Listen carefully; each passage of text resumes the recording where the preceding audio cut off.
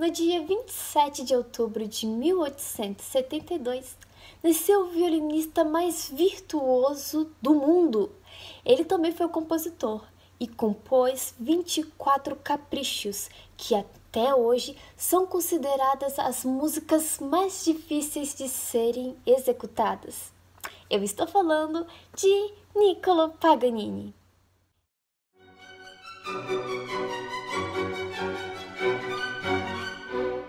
Ele nasceu em Gênova, na Itália. Sua mãe, que era dona de casa, se chamava Teresa Paganini, e seu pai, que era um violinista amador, se chamava Antônio Paganini. Paganini sempre amou a música. Ele tinha apenas 5 anos quando já dedilhava no bandolim de seu pai. Com 7 anos, Paganini começa a ter aulas de violino com 2 professores. Um se chamava Giovanni Servetto e o outro se chamava Giacomo Costa. O progresso de Paganini foi algo extraordinário. Coisas que um aluno normal demoraria anos, ele aprendia em apenas alguns meses. E eles começaram a perceber que Paganini tinha um diferencial. O pai de Paganini, vendo essa evolução, decidiu fazer uma rotina rigorosa para seu filho. Ele obrigava Paganini a tocar muitas horas do seu dia e sem tempo para descanso ou até mesmo para brincar. E é claro, se Paganini reclamasse ou decidisse não seguir essas regras, ele seria punido ficando sem comida. Sim, essa rotina foi extremamente radical, mas fez com que Paganini se tornasse extraordinário, ao ponto dos professores de Paganini falarem com o pai dele que não daria mais aulas para seu filho, pois o pequeno Paganini tinha atingido o nível dos professores daquela região. Tendo consciência disso, o pai de Paganini começou a cobrar mais e mais e mais de seu filho. Foi então que eles começaram a sair pela Itália à procura de um professor que pudesse aperfeiçoar seu filho. E então, eles foram numa apresentação onde tinha um violinista muito famoso, chamado Alessandro Rolla, e lá eles ficaram encantados com a técnica desse violinista. Um importante detalhe é ressaltar que Alessandro também era compositor, e naquela semana ele tinha finalizado um concerto dificílimo para violino. Então, o pequeno Paganini nessa reunião foi ousado. Pediu um desafio, o concerto que Alessandro tinha finalizado aquela semana, para que ele pudesse tocar à primeira vista. Alessandro ficou deslumbrado, maravilhado com a técnica daquela criança e principalmente com a habilidade da leitura à primeira vista. Então Alessandro disse: "Nada tenho a lhe ensinar, meu menino." E desde então, Paganini começou a estudar por conta própria, fazendo muitas apresentações e sendo considerado o menino maravilha, ou, como conhecemos hoje em dia, um menino prodígio. Como nenhum professor de violino conseguia ensiná-lo mais do que ele já sabia, Paganini, com 13 anos, começou a se dedicar à composição com o professor Ferdinando Paer. Com 15 anos, Paganini começou a fazer uma turnê pela região e começou a ganhar muito dinheiro, pois ele era um fenômeno. Mas para ele, aquilo não significava nada, pois ele achava insuportável a pressão e manipulação que seu pai fazia. E então, juntou dinheiro e se tornou independente, fugindo de seu pai. Com 16 anos, decide participar de seu primeiro festival, o Festival de San Martín in Lucca, e lá ele teve uma performance fabulosa, ganhando muito dinheiro, conseguindo se sustentar longe de seu pai. Paganini não ganhou somente dinheiro nesse festival, mas também uma boa reputação, ao ponto de conseguir ser professor do príncipe e também de participar como primeiro violino na orquestra de Lucca. Estava tudo indo muito bem. O único problema é que Paganini ainda tinha somente 16 anos e o excesso da fama, e o excesso de dinheiro, e a falta de orientação do pai, fez com que ele caísse na vida boêmia, ficando viciado em mulheres e jogos. O seu maior vício era os jogos, e ele começou a perder muito dinheiro com isso, pois aquilo que ele demorava uma semana para ganhar, ele gastava em somente um dia. Aos poucos, toda a sua fortuna foi indo embora, ao ponto dele começar a ter que vender pertences pessoais como instrumentos para poder pagar suas dívidas. Paganini tinha muitos violinos, mas também vendia muitos com frequência, pois muitas vezes não tinha dinheiro para cumprir aquilo com que o jogo pedia. Certa noite, ele quase teve que vender o violino mais precioso por conta de um jogo. Na manhã seguinte, percebendo que ele quase tinha perdido o seu bem mais precioso, decidiu que nunca mais chegaria perto de uma mesa de jogos, e ele cumpriu sua promessa. Nessa época ele compôs várias músicas, e dentre elas os 24 Caprichos, as músicas mais desafiadoras no violino. Com 19 anos, em 1801 até 1805, ele sumiu totalmente da sociedade, se isolando. Não se sabe ao certo o que Paganini fez durante esses anos de isolamento. Alguns afirmam que ele tenha se isolado para viver um grande amor com uma mulher, no qual teve um filho, e que essa mulher tocava violão, e que foi lá que ele criou as 6 sonatas para violino e violão, e que alguma dessas músicas ele conta uma história, conta uma história, no qual ele é o violino e ela é o violão. Há quem diga também que ele separou esse tempo apenas para estudar violino e também o violão, pois era um instrumento que ele amava desde pequeno. Com ou sem romance, Paganini dedicou esses anos para o violão e também para o violino. Com o violino, ele dedicou a ter ideias novas, como tocar com apenas 3 cordas, ou apenas 2 cordas, ou somente uma corda. Foi lá onde ele criou um concerto que a única corda utilizada por essa obra é a corda Sol, e lá ele executa todas as notas somente trocando de posição. Com 23 anos, ele retorna à sua vida de concertista, fazendo uma apresentação ali, outra lá e etc.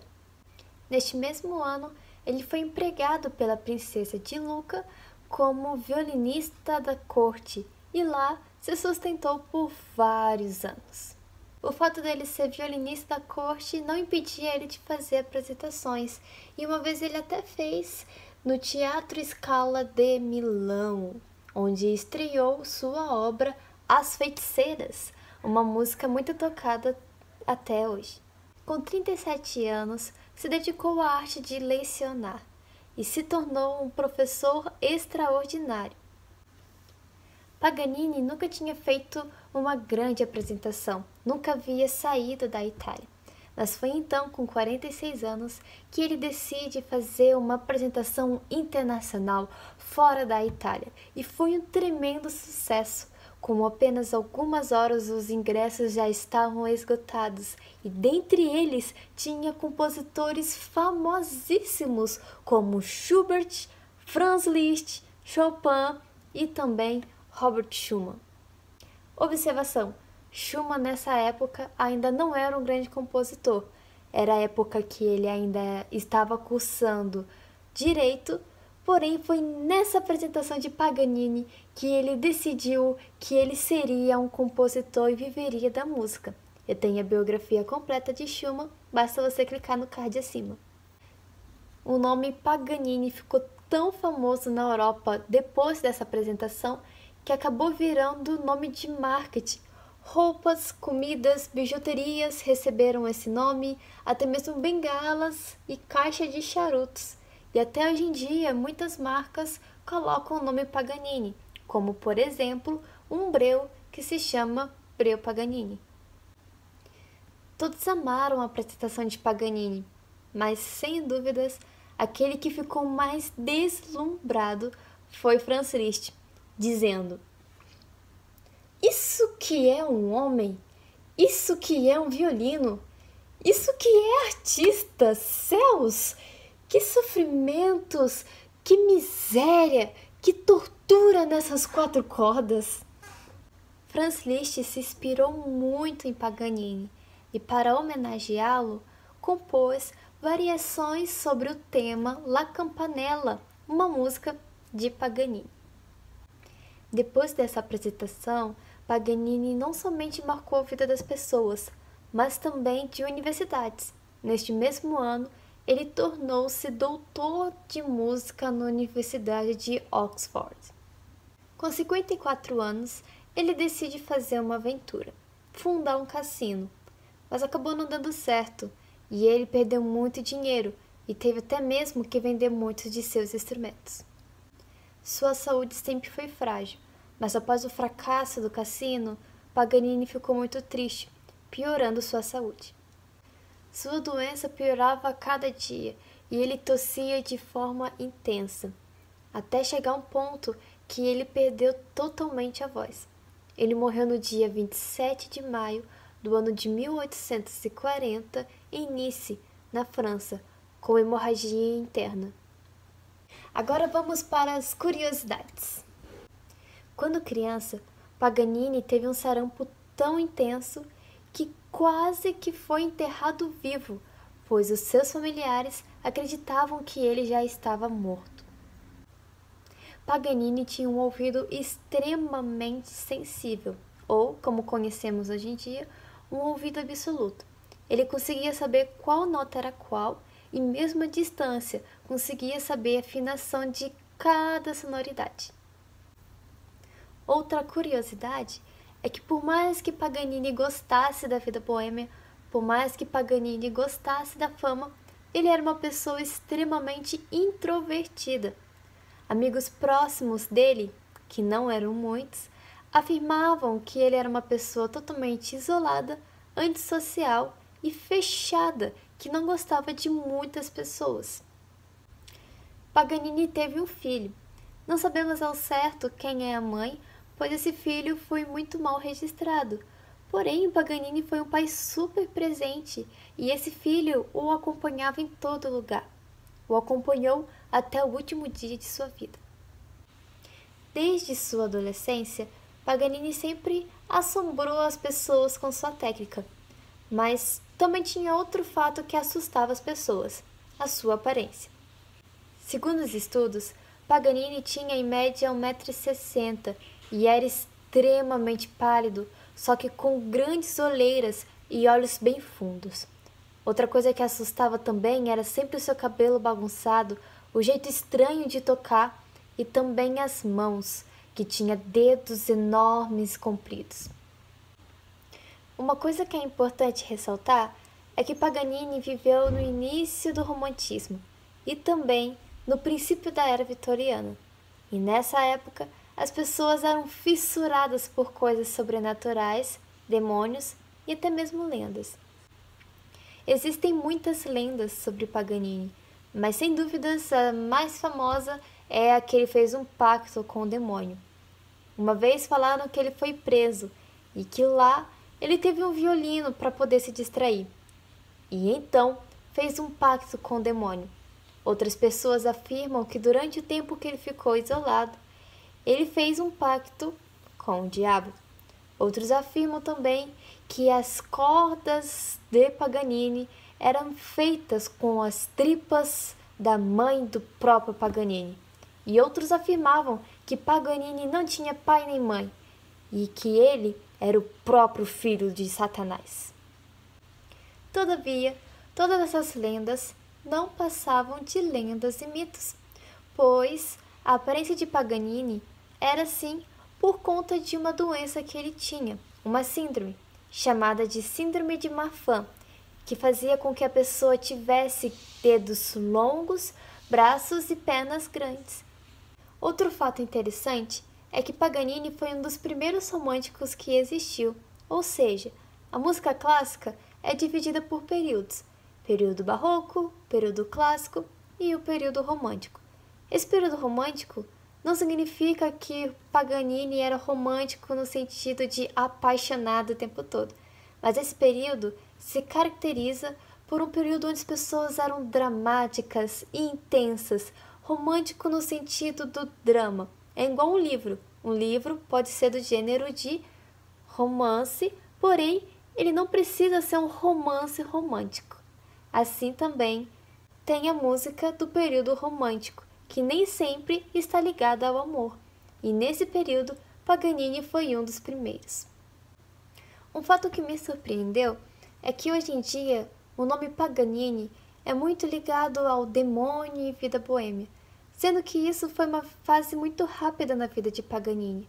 Paganini viveu essa vida, esse estilo boêmio, apenas na adolescência, mas na sua fase adulta e em diante, Paganini foi super ligado à igreja e vivia fazendo concertos beneficentes, sem contar que preferia um estilo de vida mais sossegado e tranquilo.